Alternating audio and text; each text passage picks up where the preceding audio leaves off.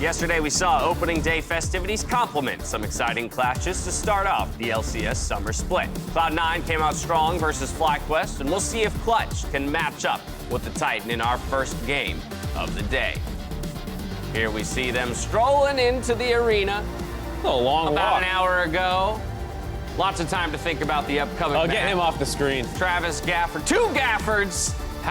One Gafford is enough. I can't imagine 2 Gaffords. Obviously caught between 2 Gaffords. Not a place anyone would be envious of being. Hello, everyone, and welcome to the LCS Countdown, where for 30 minutes we prop up some over-unders and break down everyone's favorite oppressive cat until the timer reaches 0 and we jump into Champions Select. Now, I'm excited to announce that we will be heading to the Motor City for the summer finals. Join us at the Little Caesars Arena for a weekend of festivities that will end with the crowning of the LCS champion and our #1 seed going into Worlds. Detroit, what? What? It looks like Toros are overrunning everything. I know, it's pretty sick art. I love the Toros. LCS Pigeon made an appearance, too. Oh, I missed right that. I saw behind the me. dragon. Sorry, here, I'll duck out of the way. Oh, there it is. He's more important than I am.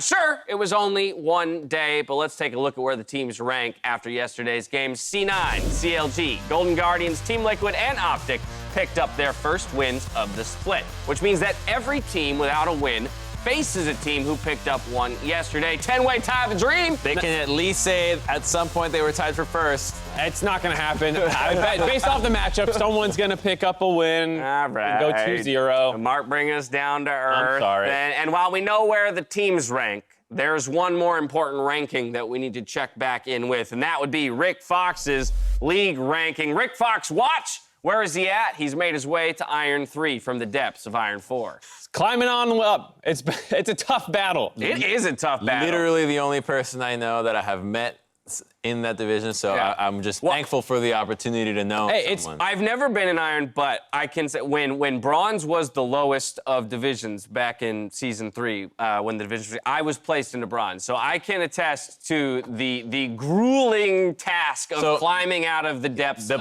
rank. The part that confuses me is playing games like Age of Empires. Does Iron come before Bronze? I thought it was Bronze into Iron into Steel. From an age perspective, from an age perspective, Bronze comes first. I mean, he's at 39 LP right now, and I know this has become the most important storyline in the league community. Without a doubt. Everyone's talking about his placement. So we'll follow it, I'm sure, over the course of I the like to see the improvement. We'll keep checking back in throughout the split. After a grueling MSI run, though, expectations were that Team Liquid would start the split off slow. But the reigning champions, they showed no sign of sluggishness against TSM. Yeah, they came out just basking in the afterglow of MSI. We thought that this team was going to come out waiting to take it slow, take a little break. we were wrong. Yeah, we were really wrong. They smashed TSM. It wasn't even close. And if they can dispatch their finalist competition this easily in only a matter of like 2 months right after, who knows where this team can go. To be fair, though, I think, you have to look at TSM a little bit in that loss as well. It wasn't like Team Liquid just came out and were completely unstoppable. I think TSM were a little flat for what should have been a big game for them. You saw TL kind of memeing, showing the Ezreal pick, and you thought that would get them fired up. But then with the Ezreal lock-in and the Azir lock-in, they ended up with a very inactive bot side of the map and kind of just sat back and watched TL take them apart aside for one engage that they found. So coming from a spring split where they were so impressive and so active on the map, this was a big false start almost for TSM. Yeah, a bit of a letdown on day 1. It also needs to be mentioned, a bit of news coming out of the TSM camp. They were vocal before the split started that both Grig and Acadian would be sharing time on the stage. They're going to do exactly that in week 1. Grig will be the starter today for their second game of the split. I'm super excited to see Grig in here. He was supposed to be the starter last split, got a wrist injury that put him on the bench, and now he's rocking the exact same beard as Bjergsen. The synergies are unparalleled. We've seen it with Cloud9 with the swole bros. Now we got the bearded bros. I'm all for it because I also have a beard. How do we feel about the way that Acadian and Grig either complement each other or, as substitutes or flexes in that role? Yeah, we haven't seen them swap, but like when Grig was on TSM in 2018, he did a really good job kind of supporting the teams in their lanes, but as good as he is in solo queue, I know he can play a lot of carries. On that team, he was like a Sejuani player, and he felt like he was much more supportive. What I really liked about Acadian in 2019 spring was, the Camille when it was good, the Rengars that he had back in the day, the Zinzaos. He's so much more of an aggressive playmaker that, like, I don't think he always makes the smartest plays, but he is a spark plug for a team that sometimes is, as we heard Double Lift talking about yesterday, looking for the 70-30, 80-20 plays. He'll take the 60-40s, which they need. Well, perhaps they can find a way to make it a true 6-man roster and get value out of it. Given the performances of the teams yesterday, though, I want to gut check you guys as analysts in another set of over-unders. First up, we're going to start with our Spring Split champions in Team Liquid. We're setting their loss line at 4.5. The context here being that in their last 3 splits, respectively, they have had 4 losses, 6 and 6 back in 2018. So assuming improvement and gunning for that 4th title in a row, will they be over or under 4.5 losses? Under. Put me under with crumbs. We're both under. Okay, all right, both under. Do you think that they're going to scrape under with just 4 like they had last split, or can I press you for maybe even 3 or fewer losses? I could consider 3 here. If you give me a good deal, I'll take 3. Wow. TA Liquid, they look so good, and it looks like at least at the start of this split, our expectations of them have been wrong, and I'm just anticipating them to continue that dominance as the rest of the teams just try to figure their style out, because I think they're very right. A lot of teams are formless right now, and at least we know what Team Liquid brings to the table. The only thing I'd say is that we know Team Liquid can sometimes get in these moods that a lot of undisputed best get into, where it feels like a slog in the middle of the season and you can have a hard time getting up for some of those games. Gotcha. Impact is someone who traditionally underperforms in the regular season, then every playoffs and international performance is great again. So I don't think I can go to 3. Right. I think 4 is the perfect line for me. Any fewer, and I'm like, they're going to drop some random games. They've got the potential, but they might not necessarily live up to it in some cases. Next up, Golden Guardians wins. We're going to set the line here at 9.5. The context being that just last split, they finished with 9 wins. That put them comfortably into the playoffs. This is a team that has improved since their inception. So if they keep that upward trajectory, perhaps they can eclipse this number. What are you thinking? Over, under 9.5 wins?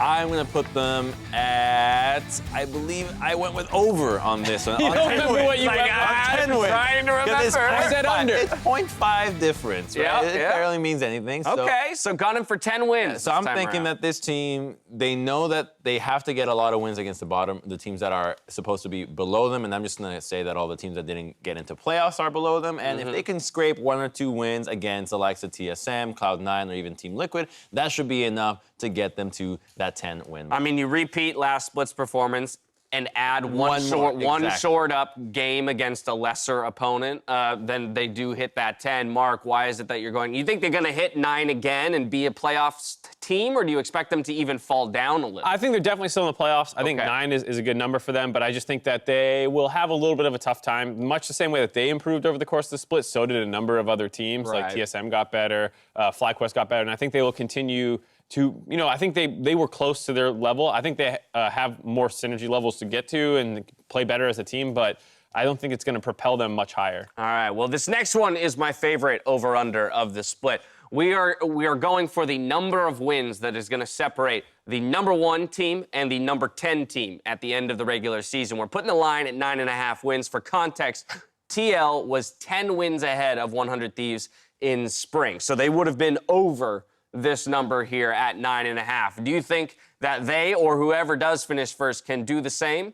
Or will our 10th place team just pick up more wins and make that impossible? There's a couple different ways to look at it.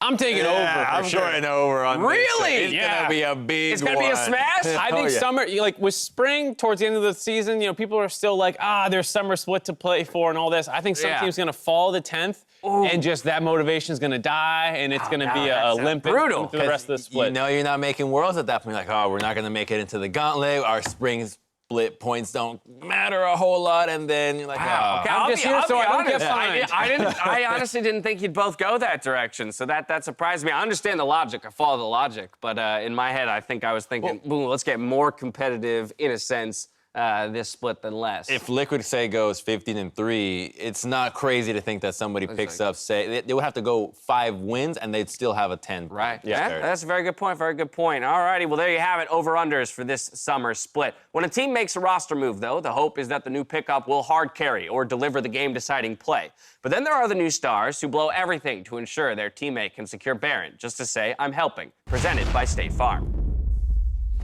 In his first game on CLG, top laner Ruin puts a stop to the opposing jungler, allowing Wiggly to safely secure the Baron. But no one is marking Jarvan. No one's pushing him out of the pit just yet. It's PoE who walks forward, but Amazing goes farther and farther away. He gets to make the play. So the flash in for Ruin. They try to burn him down, and they will do so. The smite should begin, and it is. Look to burst or no? Yo, They have no vision. They have no vision. Jarvan left. Stop damage. Yo, wait, watch. Finish. Go do the night. Yeah, help. Coming. Good communication by the new guy saying, I'll stop Jarvan, I'll get on top of him, and knowing that that was his role in that situation was, as long as we get the Baron, doesn't matter if I die afterwards. So heads up play. Yeah. Most Kennons would think their role is to stay in the pit, wait for them to come in and ult there.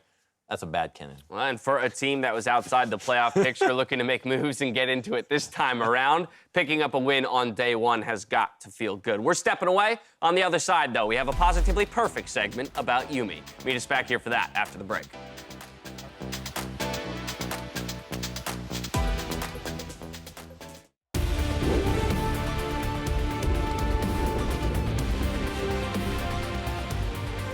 Welcome back to the LCS Countdown. We're about 15, 16 minutes away from game one of the day. Yesterday, though, we got our first look at Yuumi, so we wanted to give a breakdown of League's newest Enchantress.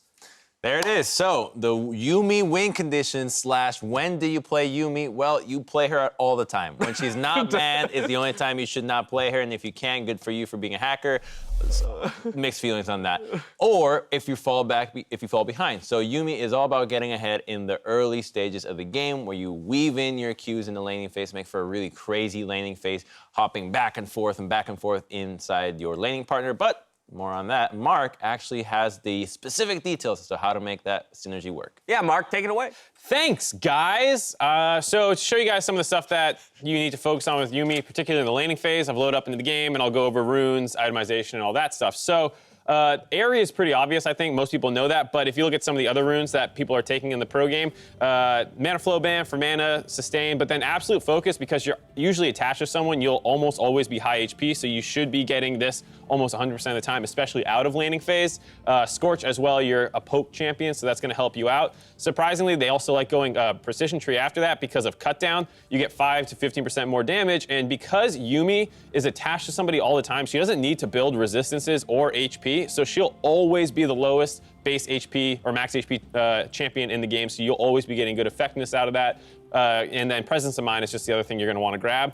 Itemization-wise, because like I was saying, you don't need boots even, let alone any resist. You usually go for a straight kind of AP or utility items. A lot of people, you don't think you die when you're ahead, like Crumbs is saying, so people often go for a Mage Eyes or a Dark Seal and see how many stacks they can get. And then those are kind of the runes and items. Summoners are interesting. Everyone talks about how you can go double combat summoner, and then your your AD will take TP. That's good in more standard lane matchups, but if you're against heavy all-in, you can actually go triple combat summoner, and someone can take the heal, probably this AD carry, and then you'll take the exhaust. So you can survive through like a Leona's all-in, a Nautilus is. Against Braum and these other things, go for that TP.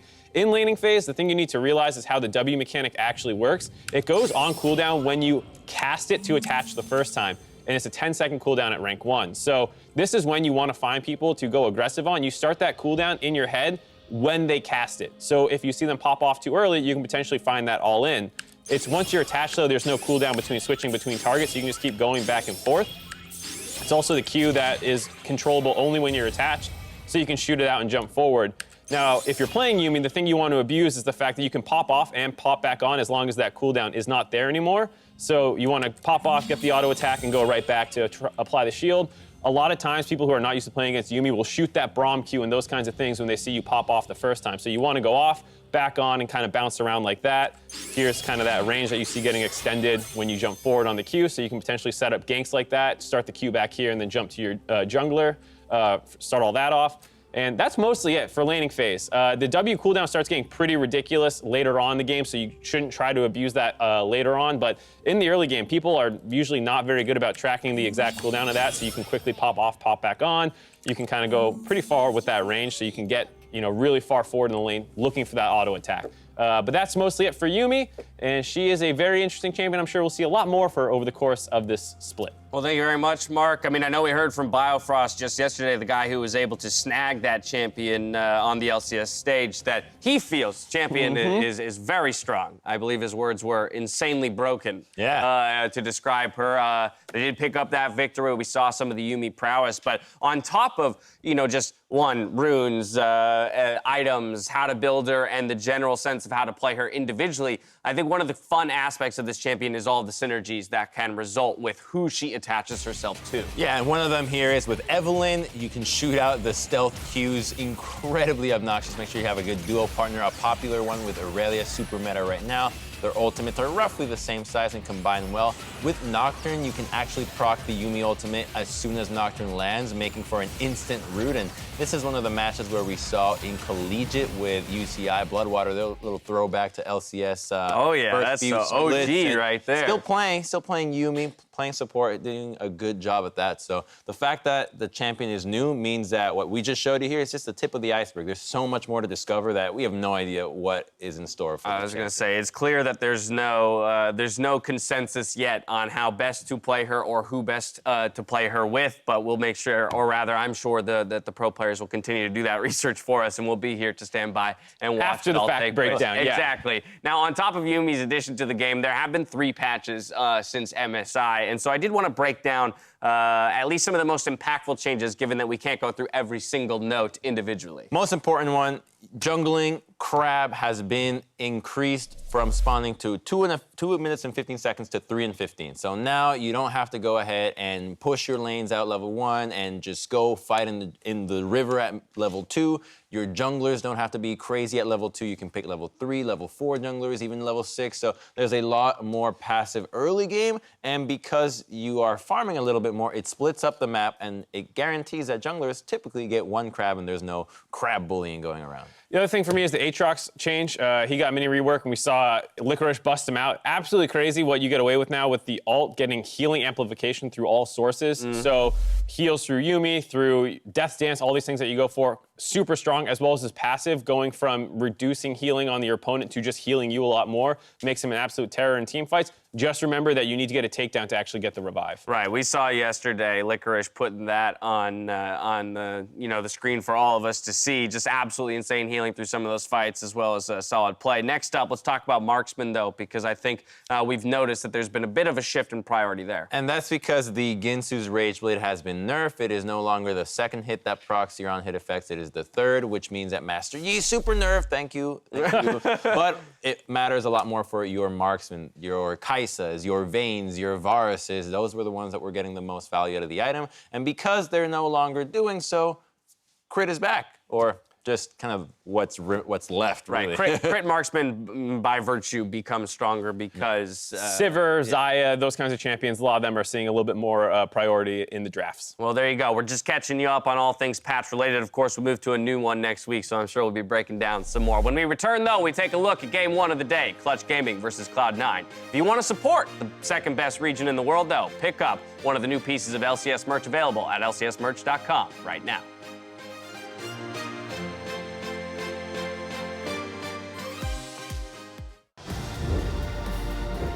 Welcome back to the LCS Countdown, where we're narrowing in on Game 1 here, Day 2 of the first week of the Summer Split. As I mentioned earlier, every 1-0 team faces a team that lost yesterday, with Clutch looking to take a win off of Cloud9, Fly looking to do the same opposite Golden Guardians in Game 2, and of course TSM aiming to keep the streak alive versus CLG. Now, with the Academy Showcase after the cooldown tonight, featuring TSM Academy and Team Liquid Academy. Well, we're already playing to the underdog narrative with every single match being 1-0 versus 0-1. Yep, without a doubt, without a doubt. But I'm hoping for a competitive split, so maybe we'll see things kind of shake up a bit today. Now, going into the Summer Split opener, Cloud9 came out swinging versus FlyQuest and proved themselves to be that terrifying top 3 team from last split. Yeah, Sneaky and Zeyzal crushed their laning phase, which is something people kind of meme him for, but there are a number of times that he does step up, especially against or with Lucian picks often, and I think that's what people were excited to see, the fact that Licorice looked good, Niski looked good, and their bot lane looked good. Everything was jamming. Dude, Niski's just is a B-roll of him just laughing and having a good time. Who wouldn't after that game? That's what that team is known for, right? Always have smiles on their faces and having a good time playing. Yeah, and their draft was awesome. I love what Reaper did because I know towards the end of the split, he was picking Ornn for Licorice, and now he's back on the Aatrox, back on the carries.